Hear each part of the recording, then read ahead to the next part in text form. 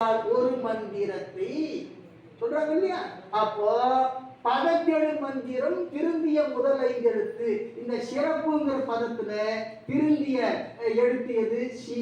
வனப்பு என்கிற பதத்துல திருந்திய முதல் எழுத்து எது? வா. யாப்புங்கிற பதத்துல திருந்திய முதல் எழுத்து யா.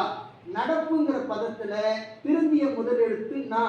மறைப்பு என்கிற பதத்துல திருந்திய முதல் எழுத்து. அப்ப பதத்தெழு மந்திரம் சிவைய நம. பதத்தெழு மந்திரம் சிவைய நம. திருமுறைகள் தான் இதுக்கு ஆதாரம். அப்ப மந்திரம் 1, பதம் 5, பதம் 5, வண்ணம்னா எழுத்து, எழுத்து 51, எழுத்து 51.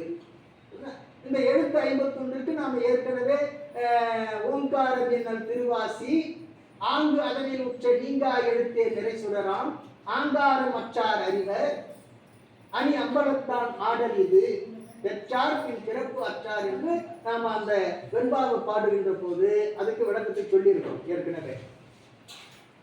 ஆகவே இந்த ஐந்தெழுத்து என்பது, இந்த ஐந்தெழுத்து என்பது பதத்தெழு மந்திரமாக விளங்கக்கூடிய அந்த ஐந்தெழுத்தில் 5 பொருள்கள் இருக்கின்றன என்பதை மிக தெளிவாக வைத்து பேசுகிறார். அதற்கு அடுத்ததாக அவருடைய பெத்த நிலையும் முத்தி நிலையும் எப்படி அடங்குகிறது? ஐந்தெழுத்துல ஆன்மாவினுடைய பெத்த நிலையும் முத்தி நிலையும் எப்படி அடங்கு? இப்ப இந்த முதல்ல பார்த்தோம் ஐந்தெழுத்துல இது சிவைய நமங்கிற ஐந்தெழுத்து எழுதி இருக்கிறோம் இல்லையா? இதுல பெத்த நிலை எது? நம. முத்தி நிலை எது? சிவன். பெத்த நிலை எது? நம. பெத்த நிலைனா பிறவி நிலைன்னு அர்த்தம். பெத்த நிலை என்பது பிறவி நிலை. முத்தி நிலை என்பது பிறவி அருகின்ற நிலை. பிறவி அருகின்ற நிலை. அப்போ இந்த இரண்டும் ஐந்தெழுத்தில் எப்படி அடங்கி இருக்கிறது அதை விளக்குகின்ற வகையில அடுத்த பாட்டு விரிய சக்தி, இருபதான சக்தி மலத்தை இயக்க மேவி, அதாவது இருபதான சக்தி இயக்க ஆணவ மனம் சொன்னா நாம நினைக்கிறது அல்லது நாம பேசுறது அல்லது நாம செய்யறது தவறுன்னு நமக்கு நல்லா தெரியும்.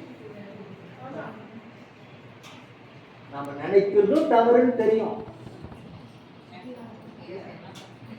இந்த எண்ணமே வரக்கூடாது, அதெல்லாம் நமக்கு தகுதியானதா அப்படின்னு தெரியும். அந்த எண்ணம் தான் பேச்சா வரும். இதெல்லாம் பேசிட்டு இருக்கிறேங்க, இதெல்லாம் சரியா அப்படின்னு தெரியும். தவறுன்னு தெரியும். நம்ம செய்கின்ற செயலும் தவறுன்னு தெரியும். ஆனா இருந்தாலும் நமக்கு தெரிந்தாலும் கூட இப்படி நடந்ததுனாலதான் இப்படி நான் சொன்னேன், இப்படி நடந்ததுனாலதான் நான் இப்படி செஞ்சேன் அப்படின்னு அதுக்கு ஒரு நியாயம் கற்பிக்கிறோம் பாத்தியா? ஜஸ்டிபிகேஷன் கொடுக்கிறோம் பாத்தியா? ஆங்கிலத்தில் சொல்றதுன்னா அதுக்கு என்னது? ஜஸ்டிபிகேஷன். நியாயம் கற்பிக்கிறோம் பாத்தியா?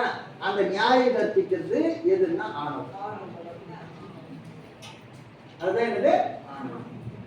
அந்த நியாயம் கற்பிக்கிற வரைக்கும் திரும்ப திரும்ப என்ன பண்ணிட்டு இருப்போம்? தப்பு பண்ணிட்டே இருப்போம். அப்படின்னா என்ன அர்த்தம்? ஆணவத்தை அப்படி பிடிச்சுட்டு இருக்கோம்.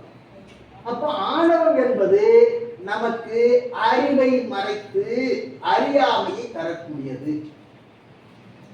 சரின்னு உணர்ந்தா, சரின்னு உணர்ந்தா அது தவறு என்பதை உணர்ந்து நாம் இவ்வளவு தவறு பண்ணிட்டோம்னு சொன்னா அந்த தவறை வெளிப்படையாக ஒத்துக்கொண்டோம் சொன்னா நாம ஆணவத்திலிருந்து கொஞ்சம் வெளிப்பட்டு வர்றோம்னு அர்த்தம். ஆனா இல்ல இல்ல இல்ல நீ இப்படி சொன்னதுனால்தான் நான் இப்படி செஞ்சேன் அப்படின்னு சொல்லி சொன்னோம்னா நம்ம ஆணவத்தை சார்ந்து இருக்கிறோம்.